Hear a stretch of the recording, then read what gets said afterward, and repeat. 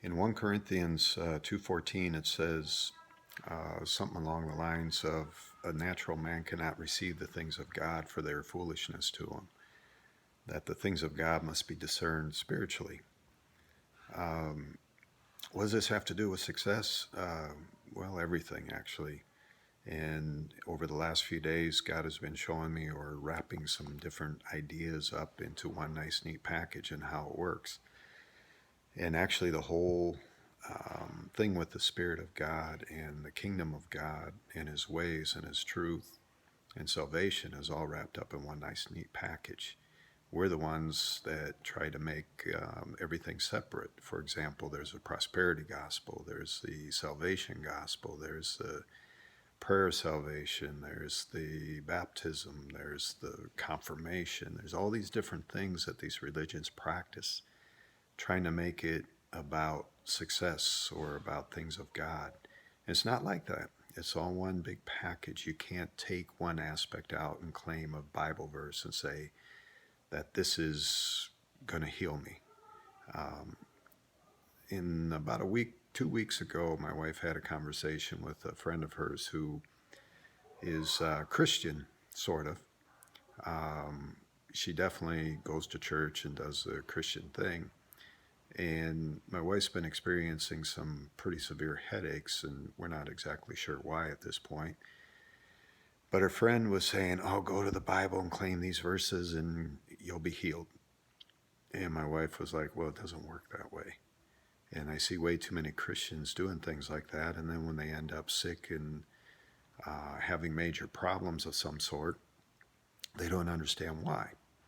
And the reason why is because they're trying to dictate to God how to run His kingdom and how to do His thing. We do everything else before seeking the kingdom of God and its righteousness, and that's the biggest problem. And you hear that verse from me over and over and over in these videos because that's the whole aspect of God. We have to seek first Him and His righteousness, hear Him and do what He says, and then everything else will be given to you. The reason why you don't have everything else is because you want money, you want fame, you want power, you want success, you want whatever it is according to the ways of the world, and you go out and you seek that.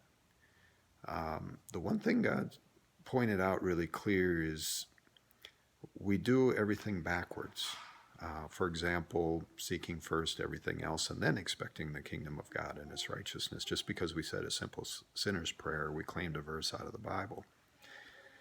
That's the problem. We have to go out and we can't say, I want to be successful and therefore I'm going to be because I have faith in God. What you have to do is go out and say, okay, I want to be successful, so what do I have to do to become successful?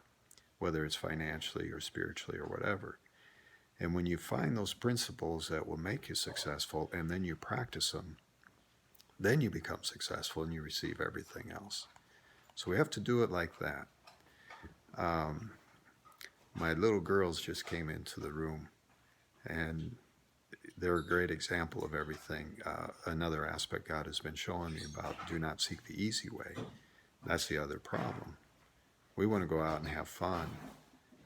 Here in Baja, there's really good surfing, and I see a lot of realtors, they go out and they want to surf and thinking they can have success in selling real estate while they're surfing, and don't work that way.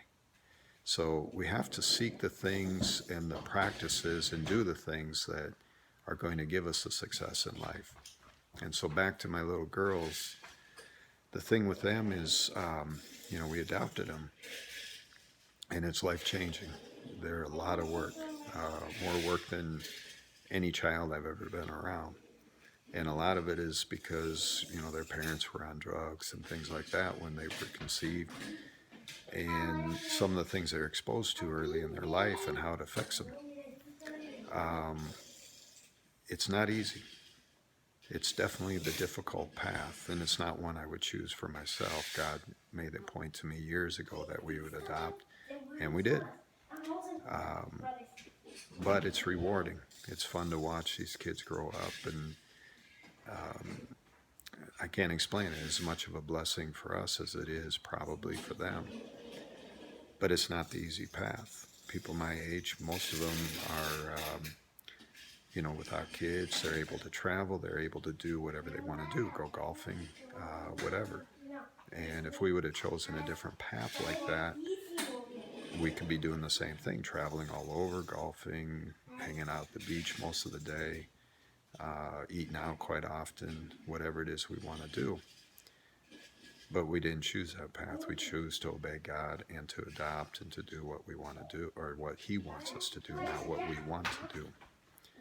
And the blessings have been enormous because of it. We have health. We have enough wealth that we don't have to worry about money.